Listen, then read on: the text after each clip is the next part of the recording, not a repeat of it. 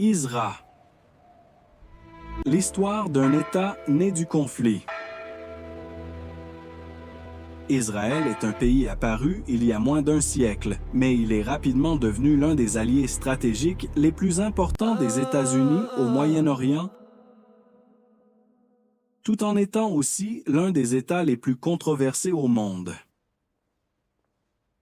L'histoire d'Israël n'est pas seulement celle de la renaissance d'un peuple autrefois exilé et persécuté, mais aussi celle de la guerre des disputes territoriales, du nationalisme, de la religion, de la migration et de conflits qui ne se sont jamais vraiment arrêtés. Pourquoi l'État d'Israël est-il né? Pourquoi, dès sa fondation, cet État a-t-il été lié à la guerre? Et pourquoi, jusqu'à aujourd'hui, Israël reste-t-il au centre de l'une des équations les plus difficiles de la politique mondiale contemporaine? Revenons ensemble sur tout ce parcours. Avant la création de l'État d'Israël, les Juifs vivaient dispersés dans de nombreuses régions du monde depuis des milliers d'années. Même s'il existait encore des communautés juives à Jérusalem, Hébron Tibériade ou Safed, la majorité des Juifs vivaient alors en Europe, en Afrique du Nord et en Asie de l'Ouest. Au 19e siècle, la vague d'antisémitisme en Europe devint de plus en plus violente. De nombreux massacres, violences ethniques et discriminations eurent lieu notamment dans l'Empire russe et dans une partie de l'Europe. C'est dans ce contexte que naquit le sionisme. Il s'agissait d'un mouvement politique et national juif visant à reconstruire une patrie nationale, où les Juifs pourraient se protéger eux-mêmes face aux vagues de violence et de persécution. Au départ, certaines propositions envisageaient une installation en Afrique, mais la Palestine était la terre qui possédait la signification historique, religieuse et symbolique la plus profonde pour ce mouvement. Dès la fin du 19e siècle, des vagues d'immigration juive commencèrent à affluer vers la Palestine, alors encore sous le contrôle de l'Empire ottoman. Un événement qui eut une grande influence sur ce mouvement fut l'affaire Dreyfus en France en 1894. Un officier juif fidèle à la France fut accusé de trahison et condamné injustement. Cette affaire provoqua une onde de choc et poussa de nombreux intellectuels juifs à conclure qu'ils ne pouvaient pas compter durablement sur l'intégration ni sur la tolérance de l'Europe. La seule voie possible était d'avoir leur propre État. En 1897, le premier congrès sioniste fut organisé en Suisse. À partir de là, le rêve du retour national ne fut plus une idée dispersée, mais devint un mouvement structuré avec un objectif politique clair, établir une patrie pour les Juifs en Palestine. Le problème, c'est que la Palestine n'était pas une terre vide. Depuis des siècles, elle était la patrie des Arabes palestiniens. Ainsi, chaque vague d'immigration juive n'était pas seulement un changement démographique, mais était perçue par les habitants autochtones comme le début d'un processus d'appropriation des terres et de modification de l'équilibre des pouvoirs. Après la Première Guerre mondiale, l'Empire ottoman s'effondra et la Palestine passa sous administration britannique. Avant cela, la Grande-Bretagne avait publié la déclaration Balfour en 1917, soutenant l'établissement d'un foyer national pour les Juifs en Palestine. Pour le mouvement sioniste, c'était une opportunité historique.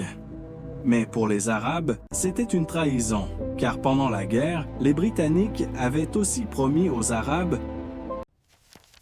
l'autonomie et l'indépendance. Or, ils soutenaient désormais un autre projet politique sur une terre où vivaient déjà les Arabes. À partir de ce moment, les tensions entre les deux communautés s'intensifièrent. Les années 1920 et 1930 furent marquées par des émeutes anti-juives des soulèvements arabes et une réponse militaire de plus en plus forte des organisations juives. La Haganah, précurseur des futures forces de défense israéliennes, fut créée dans ce contexte. Les Britanniques essayèrent de maintenir l'ordre, mais se retrouvèrent progressivement dans une impasse. Plus l'immigration augmentait, plus les Juifs étaient déterminés à bâtir un État. Et plus les Arabes le percevaient, plus leur opposition devenait violente. Si auparavant, le sionisme faisait encore débat au sein même de la communauté juive, la Seconde Guerre mondiale et le génocide de la Shoah changèrent tout. Des millions de Juifs furent assassinés par l'Allemagne nazie. Après cette catastrophe, le besoin d'un refuge sûr ne releva plus d'un idéal politique, mais d'une question de survie.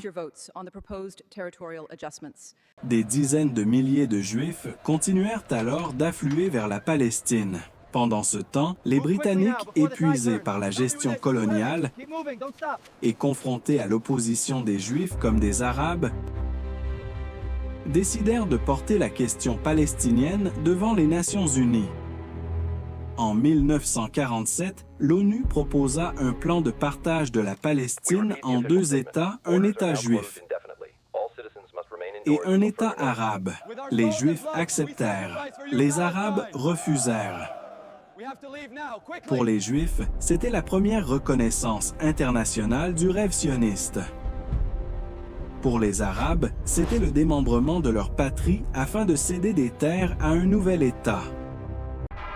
Le 14 mai 1948, David Ben-Gourion proclama la création de l'État d'Israël.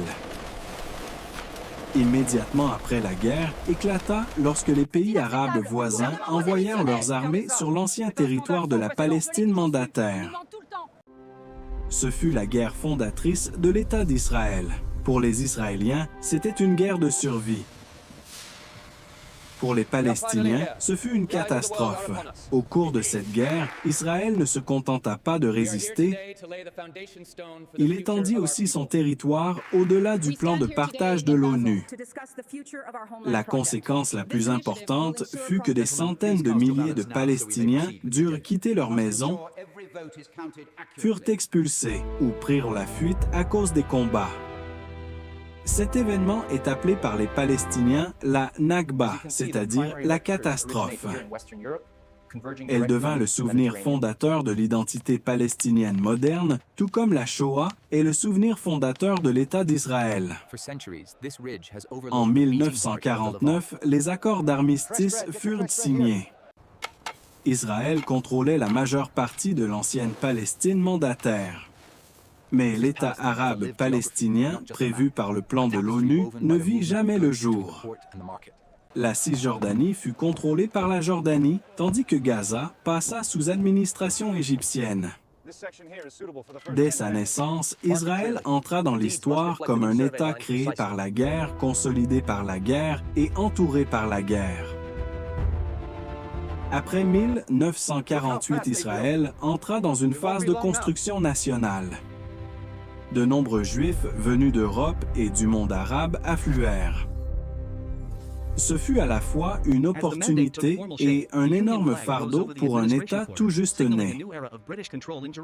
Les premières élections portèrent au pouvoir le parti Mapai de Ben-Gourion. Durant ces premières années, Israël avait une forte coloration socialiste, économie centralisée. Esprit collectif, militarisation importante et priorité absolue donnée à la survie. Mais Israël ne faisait pas face seulement à des conflits extérieurs. À l'intérieur aussi, de profondes fractures existaient entre laïcs et religieux, entre juifs occidentaux et juifs originaires des pays musulmans, entre une conception nationale moderne et une conception religieuse traditionnelle de la question « qui est juif ?» Ben-Gourion tenta d'équilibrer ces courants. Il voulait à la fois construire un État moderne et laïque tout en faisant des concessions aux religieux pour préserver la stabilité politique. Ces compromis eurent ensuite une influence durable sur toute l'histoire d'Israël. Dès le début des années 1950, Israël forgea progressivement une doctrine de survie pour exister. Il fallait être plus fort que ses adversaires, frapper le premier si nécessaire et obtenir le soutien d'une superpuissance. À l'intérieur d'Israël, certains croyaient en la diplomatie. Mais le camp dominant penchait de plus en plus vers une logique militaire. Les affrontements frontaliers avec les Palestiniens et les États arabes renforcèrent encore cette ligne dure. Les opérations de représailles, les punitions collectives et des massacres comme celui de Kibia ternirent l'image d'Israël à l'international, mais renforcèrent en même temps au sein du pays la conviction que le Moyen-Orient ne laissait aucune place à la faiblesse. En 1956, la crise du canal de Suez éclata. Israël s'allia à la Grande-Bretagne et à la France pour attaquer l'Égypte après la nationalisation du canal par le président Nasser. Même s'il dut se retirer sous la pression internationale, Israël en tira une leçon stratégique cruciale, frapper de manière préventive et s'attacher étroitement à une puissance protectrice. Si 1948 fut la guerre de naissance, 1967 fut la guerre qui façonna l'Israël moderne. Dans un contexte de tensions croissantes avec l'Égypte, la Syrie et la Jordanie, Israël lança une attaque préventive. En seulement 6 jours, il remporta une victoire écrasante. Jérusalem-Est et la Cisjordanie furent nos prises à la Jordanie, Gaza et le Sinaï à l'Égypte et le plateau du Golan à la Syrie. Ce fut un triomphe militaire retentissant qui transforma Israël en grande puissance militaire régionale.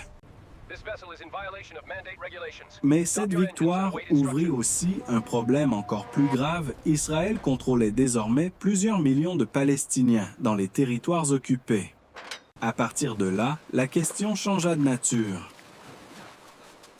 Il ne s'agissait plus seulement de défendre un petit État face aux pays arabes, mais de savoir quoi faire des terres conquises et des populations non juives qui y vivaient. La droite israélienne y vit une occasion historique d'agrandir Israël.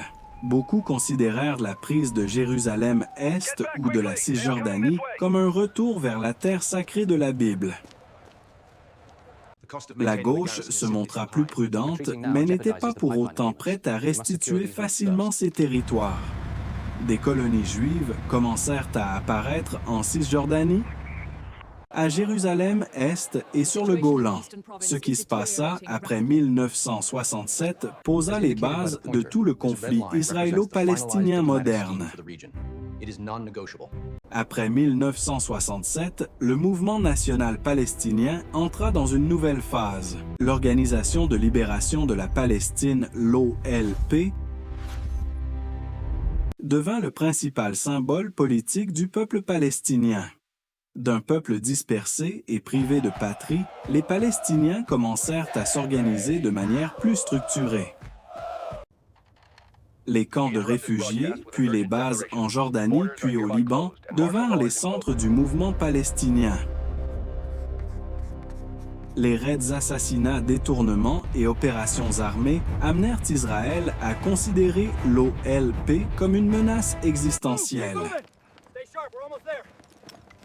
Les années 1970 furent marquées par une série de crises, notamment Septembre noir en Jordanie et le massacre des athlètes israéliens à Munich en 1972. Ces événements donnèrent une dimension internationale au conflit tout en renforçant dans la société israélienne le soutien aux mesures de plus en plus dures. En 1973, l'Égypte et la Syrie lancèrent une attaque surprise contre Israël pendant Yom Kippour, le jour le plus sacré du calendrier juif. Même si Israël repoussa finalement ses adversaires, le choc initial brisa le mythe d'une armée israélienne invincible. Cette guerre fit prendre conscience à Israël du prix de l'arrogance stratégique. Elle provoqua aussi la crise pétrolière avec des conséquences mondiales et poussa les États-Unis à se rapprocher encore davantage d'Israël comme partenaire clé au Moyen-Orient. Dès lors, Israël entra progressivement dans l'orbite stratégique des États-Unis. En échange, il reçut une aide des armes et une protection politique de plus en plus importante. À la fin des années 1970, le président égyptien Anwar el-Sadat choisit la voie de la paix. Les accords de Camp David en 1978, puis le traité de paix israélo-égyptien de 1979 furent un tournant historique. Pour la première fois, un grand État arabe reconnaissait Israël. Israël rendit le Sinaï à l'Égypte en échange de la paix. Mais cela ne signifia pas que la question palestinienne était réglée. Au contraire, les Palestiniens eurent encore davantage le sentiment d'être mis à l'écart. À l'intérieur, la droite, dirigée par Menahem Begin, arriva au pouvoir en 1977. Ce fut un tournant majeur. Si la génération de Ben Gourion était celle des fondateurs marqués par le travaillisme et l'esprit collectif, celle de Begin incarnait un nationalisme plus dur, plus religieux et plus déterminé sur la question territoriale. Begin ne croyait pas aux concessions envers les Palestiniens. Il développa les colonies annexes à Jérusalem, puis le plateau du Golan. La doctrine sécuritaire d'Israël devint de plus en plus claire. Ne laisser aucun adversaire régional acquérir un avantage stratégique. En 1982, Israël attaqua le Liban au nom de la protection de sa frontière nord et de l'élimination de l'influence de l'OLP. Mais l'opération dépassa rapidement ses objectifs initiaux. Le ministre de la Défense, Ariel Sharon, fit avancer les troupes jusqu'à Beyrouth. La guerre du Liban choqua à la fois le monde et la société israélienne. Israël, jusque-là perçu comme un petit État en défense, apparaissait désormais comme une puissance militaire intervenant chez son voisin. Le massacre des camps de réfugiés de Sabra et Shatila, commis par des forces alliées d'Israël, sous le contrôle de l'armée israélienne, poussa des centaines de milliers d'Israéliens à manifester. Ce fut l'une des rares fois où l'opinion publique israélienne réagit aussi vivement contre une guerre menée par son propre gouvernement. Cela ouvrit une crise morale au sein de la société israélienne. La sécurité nationale pouvait-elle justifier n'importe quel acte? À la fin de l'année 1987, la première intifada éclata dans les territoires palestiniens. Ce fut une révolte populaire de grande ampleur avec manifestations, grèves, jets de pierre et affrontements quotidiens avec les forces israéliennes. Contrairement aux périodes précédentes, le monde voyait plus clairement la réalité de l'occupation, une puissance militaire faisant face à un peuple sans État. Israël l'emportait militairement, mais payait un prix élevé en termes d'image. C'est également dans ce contexte que le Hamas émergea. À l'origine, issu d'un réseau islamique à vocation sociale, le Hamas devint progressivement une force politique et armée opposée à Israël et rivale de l'OLP. Ce fut un tournant majeur car à partir de là, le conflit ne fut plus seulement national, mais prit de plus en plus une dimension religieuse. Au début des années 1990, après l'intifada, après la guerre froide et après l'affaiblissement de l'OLP, une chance de paix apparut. Elle aboutit aux accords d'Oslo de 1993. L'OLP et Israël se reconnurent officiellement. Les Palestiniens obtinrent une autonomie limitée dans certaines zones de Cisjordanie et de Gaza. Beaucoup espérèrent qu'il s'agissait du premier pas vers une solution à deux États. Le moment où Yitzhak Rabin et Yasser Arafat se serrèrent la main devant la Maison-Blanche fut considéré comme historique. Mais Oslo comportait trop de zones floues. Jérusalem, les réfugiés, les frontières, les colonies et la véritable souveraineté n'étaient pas réglés. Pendant ce temps, les extrémistes des deux camps rejetèrent les accords. Le Hamas mena des attentats suicides en Israël. Et dans la société israélienne, la droite et les groupes religieux considérèrent Oslo comme une trahison. En 1995, le premier ministre Rabin fut assassiné par un extrémiste juif d'extrême droite. La mort de Rabin fut le signe tragique que la paix n'était pas seulement menacée par les ennemis extérieurs, mais sabotée aussi de l'intérieur. Après Rabin, le processus de paix s'affaiblit. Benjamin Netanyahou arriva au pouvoir en 1996 avec un esprit pragmatique nationaliste et profondément méfiant envers Oslo. Sous son gouvernement, les colonies continuèrent à s'étendre et la confiance entre les deux parties s'effondra davantage. En 2000, le sommet de Camp David échoua. La deuxième intifada éclata. Cette phase fut bien plus sanglante que la première attentat-suicide, assassinat ciblé, opération militaire de grande ampleur, destruction d'infrastructures, siège des villes et climat permanent de peur. Ariel Sharon arriva au pouvoir en 2001 et choisit de répondre par la force militaire. Après le 11 septembre, Israël parvint à inscrire sa guerre dans le cadre de la guerre mondiale contre le terrorisme menée par les États-Unis. Cela lui donna davantage d'espace politique à l'international pour agir plus durement. Sharon mit en œuvre une politique d'élimination. Des chefs armés construisit la barrière de séparation en Cisjordanie et lança plusieurs grandes opérations à Gaza et en Cisjordanie. Les attentats diminuèrent, mais le prix pour les Palestiniens fut très lourd: isolement, perte de terre, perte de moyens de subsistance et renforcement du système de contrôle. En 2005, Sharon prit tout le monde de court en retirant l'ensemble des colonies et des forces israéliennes de Gaza. La décision fut d'autant plus choquante que Sharon était connu pour sa ligne dure. Mais ce retrait ne conduisit pas à la paix. Le Hamas s'imposa progressivement dans le paysage palestinien, tandis que le Fatah s'affaiblissait. En 2007, le Hamas prit le contrôle de Gaza, alors que l'autorité palestinienne, dominée par le Fatah, conservait surtout son influence en Cisjordanie. Dès lors, la Palestine se retrouva divisée en deux entités politiques rivales. Israël et l'Égypte imposèrent un blocus à Gaza. Les tirs de roquettes depuis Gaza vers Israël et les opérations militaires israéliennes de représailles devinrent un cycle récurrent. Les guerres de Gaza de 2008 à 2009, 2012 et 2014 laissèrent toutes de lourdes conséquences. Israël insista sur son droit à l'autodéfense face aux roquettes et aux tunnels transfrontaliers. Les Palestiniens et de nombreuses organisations internationales accusèrent Israël d'un usage disproportionné de la force, causant un grand nombre de victimes civiles. Parallèlement aux conflits extérieurs, Israël subit aussi de profondes transformations internes. D'une société façonnée par des élites laïques travaillistes, le pays glissa progressivement vers un nationalisme plus affirmé, plus religieux et plus à droite.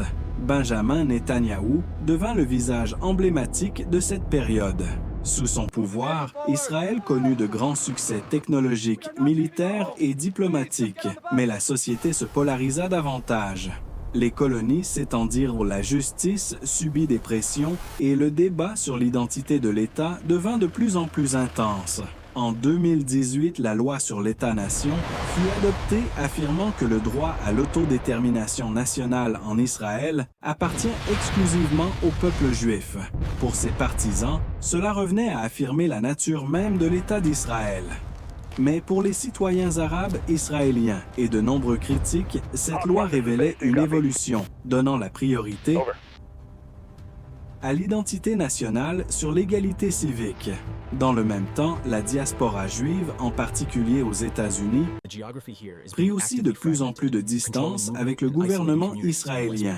Beaucoup soutenaient toujours l'existence d'Israël, mais n'approuvaient plus inconditionnellement toutes les politiques de Tel Aviv.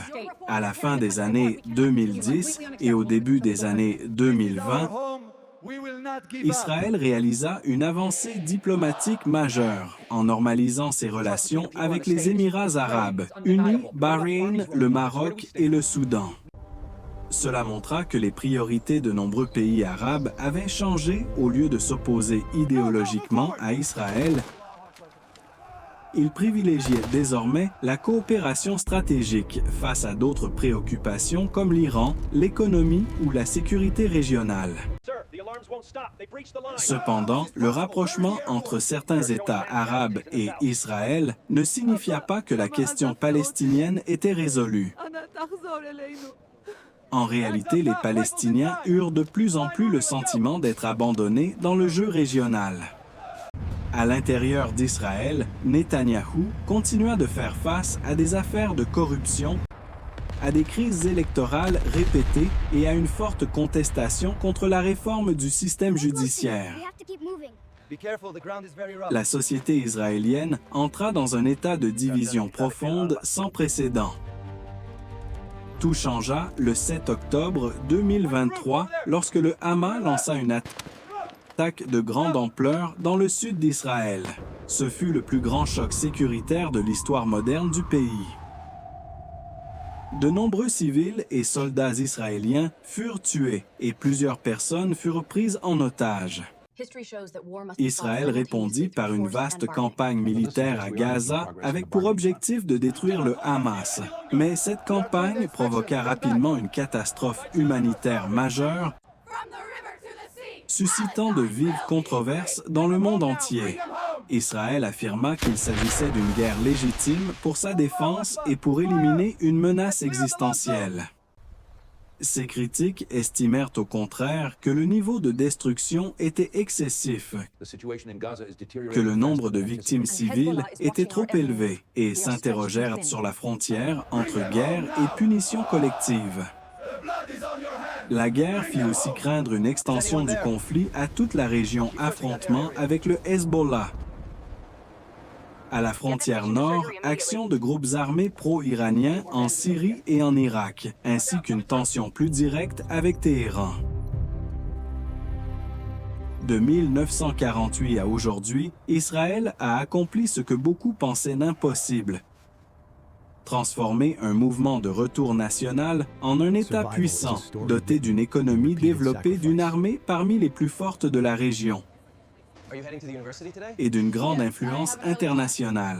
Mais ce succès s'accompagne de questions de plus en plus douloureuses. Israël peut-il être à la fois un État juif et une démocratie libérale pleinement accomplie? Peut-il contrôler durablement plusieurs millions de Palestiniens sans détruire les fondements moraux et politiques de son propre système?